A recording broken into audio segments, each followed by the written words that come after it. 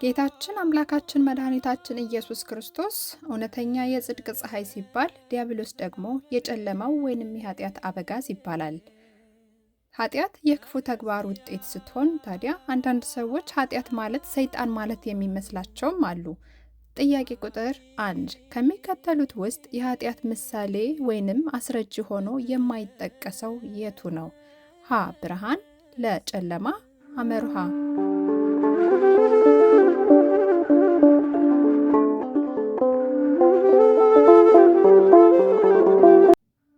ኦርቶዶክሳዊ ንስሐ ከተሰኘው ከዲያቆን ባንታ አምላክ አያሌው መጽሐፍ የተወሰደ።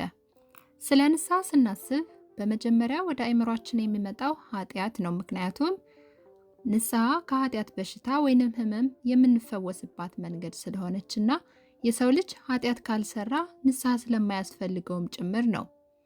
በመሆኑም ስለ ንስሐ ከማየታችን አስቀድመን ስለ ኃጢአት መመልከት ተገቢ ነው።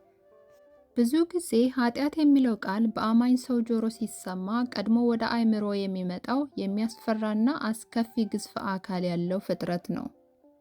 ኃጢአትን አካል ሰጥተን ስጋ አልብሰን በምናባችን የምንስላት የመልኳ ጥፋትና የአካሏ ግዝፈት በአእምሯችን ገዝፎ የሚታየንም ብዙዎች ነን። ኃጢአት ማለት ሰይጣን ማለት የሚመስላቸው ሰዎችም አሉ። አእምሮ በተፈጥሮ በቃል የሰማውን መረጃ በቶሎ ወደ ምስልነት ቀይሮ የማስቀመጥና ዝሩ ቃልን ግዝፍ አካል ካለው አካል ጋር የማስተሳሰር ክሂል አለው። ኃጢአት በምን ይመሰላል? ኃጢአትም በምግባር ክፉ በመልክ ጥፉ በሆኑና አስፈሪ ርአያት ካላቸው አስከፊ ፍጥረታትና ከሚወርሱት ዓለመ ጽልመት ጋር ስለምትያያዝ ፍጻሜዋም ጨለማ ወደሆነ ወደ እነዚህ አካላት ማደሪያ ወደ ዓለመ ሲኦል ማውረድ ስለሆነ ስጋ ለበስ በሚመስሉ አስፈሪ አካላት አምሳል በምናባችን ትሳላለች። መጽሐፈ መቃብያን ካልዕ ይህን እውነታ በሚያጎላ ሁኔታ አጋንንት ጥቋቁሮችና ወደ ጨለማም ይመሩናልና ፊታቸውን አናይም በማለት የአጋንንትን አካል በምስል አስቀምጦልናል። ኃጢአትም ከአጋንንት ጋር ስለምትያያዝ እኛም በዚህ ምስል አጥቁረን እንረዳታለን። ብዙ ጊዜ ለኃጢአትና ለጽድቅ ማነጻጸሪያነትና አምሳልነት ብርሃንና ጨለማ ማለትም ብርሃን በጽድቅ ጨለማ ደግሞ በኃጢአት ተመስለው ይቀርባሉ። አምላካችን መድኃኒታችን ኢየሱስ ክርስቶስ እውነተኛ የጽድቅ ፀሐይ ሲባል፣ ዲያብሎስ ደግሞ የጨለማው ወይንም የኃጢአት አበጋዝ ይባላል። ኃጢአት ለሰው ልጅ ከአምላኩ በመጽሐፍ ተጽፈው ከተሰጡት በተቃራኒው ከተቀረጹለትም መልካም ሕግጋት ተቃራኒ የሆነች የክፉ ተግባር ውጤት ናት። በመሆኑም የኃጢአትን ጎጅነቱን አጥፊነቱን ሙሉ በሙሉ በድርጊቱ ላናውቀው እንችላለን። ሲጎዳንም ላይሰማን እንዲያውም ሊያስደስተን ሁሉ ይችላል። አስከፊነቱና ጉዳቱ በቀላሉ በድርጊትነቱ የሚለይ ቢሆን አንሰራውምም ነበር።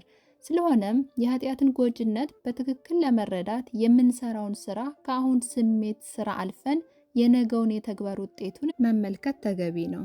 ኃጢአት ብዙውን ጊዜ በስሜት መጋረጃ ስለምትጠቀለል አእምሯችን መጠቅለያዋን ገፎ ራቁትነቷን በቀላሉ መለየትና ራስን መግዛት ይሳነዋል። ይህ ሲሆን ዝሙት፣ ስካር፣ ዘፈን ተግባሩ ለስጋዊ ስሜት ምቹ ሊመስለን ይችላል። የአእምሮ እውነት በስሜት የጎርፍ ሙላት ሲጠለፍ የኃጢአት አስከፊ ገጽታዋ ይሸፈንና መልከ ጥፉነቷ ሳይሆን የውሸት መልከ መልካምነትን ትለብሳለች። ለምሳሌ ጸሎትን እንውሰድ። ጸሎት አለመጸለይ ኃጢአት ነው ወይንስ አይደለም? እግዚአብሔርን አለማመስገን አለመጸለይ ኃጢአት ነው። በእግዚአብሔር የሚያስጠይቀን ኃጢአቱም ጸሎት አለመጸለያችን ብቻ ሳይሆን አለመጸለያችንን ተከትሎ የሚመጣው ጥፋት ነው። ወይንም ተግባረ ጸሎትን መተዋችን ብቻ ሳይሆን ተግባሩን መተዋችንን ተከትሎ የሚመጣው ድህነት ወይንም ከጸጋ መራቆት ነው። ይህም አባታችን ማር ይስሐቅ በ17ኛው አንቀጹ ለልዑል እግዚአብሔር መዘመር እርሱንም ማመስገን ስለተውን ጸሎትንም ስላቋረጥን ዘመሩን ማመስገኑን ጸሎቱንም አቋረጣችሁ ብሎ አይፈርድብንም። ነገር ግን ማመስገንንና ጸሎት ማድረግን ስንተው ሰይጣናት ወደ ሕይወት በሮቻችን ይመጣሉ። ክፉ የተባለውንም አሰርተው ለእነርሱ እንድንገዛላቸው ያደርጉናል። በዚህም እግዚአብሔርን የማያመሰግን ጠላቱን ለማመስገን የወደደ ይሆናል በማለት ተናግረዋል። ኃጢአት የሰው ልጅ ምን ታሳጣዋለች?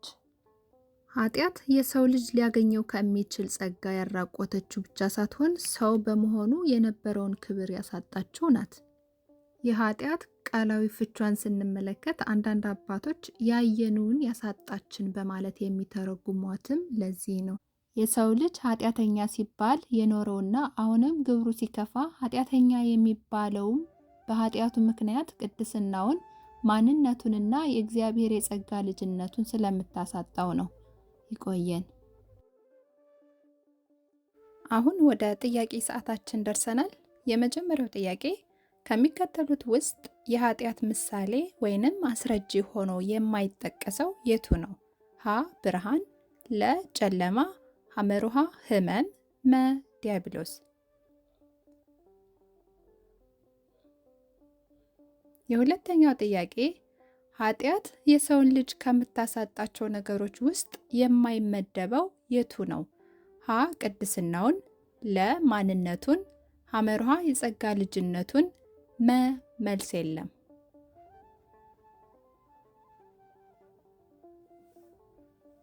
ሶስተኛውና የመጨረሻው ጸሎት አለማድረግ ኃጢአት የሚሆንበትን አንድ ምክንያት ጻፉ። መልሳችሁን በኮሜንት ላይ እጠብቃለሁ። በተረፈ በጣም የማመሰግነው ያላችሁን ሀሳብ አስተያየት አስቀምጡልኝ። አመሰግናለሁ።